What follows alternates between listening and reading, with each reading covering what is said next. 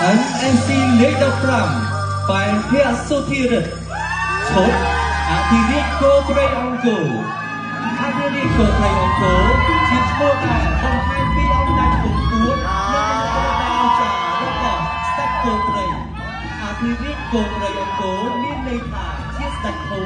អ្នកដឹកនាំកំពូលដែលមានអំណាចលើគ្រប់ទិសទី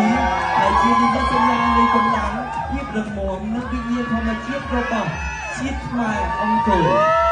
អរិយធម៌ដ៏រុងរឿងគេឈ្មោះនិងអំណាចនៃអតីតកាលជុំនេះបង្កើតឡើងក្នុងទម្រង់សម័យច្របាច់បញ្ចូលគ្នាឲ្យមើលទៅមានភាពអស្ចារ្យ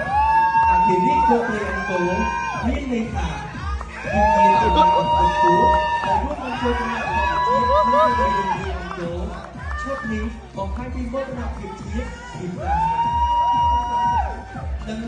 ការពារទឹកដីទឹកស្ដេចគោព្រៃ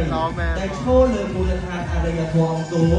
វាជាទៅរូបនៃភាពអស្ចារ្យសេរីសម្បត្តិនិងអំណាចអចិន្ត្រៃយ៍របស់ជាតិខ្មែរហើយព្រមទាំងជាសក្ខីឲ្យប្រទេសកម្ពុជាផងដែររៀបចំឈុតដោយពង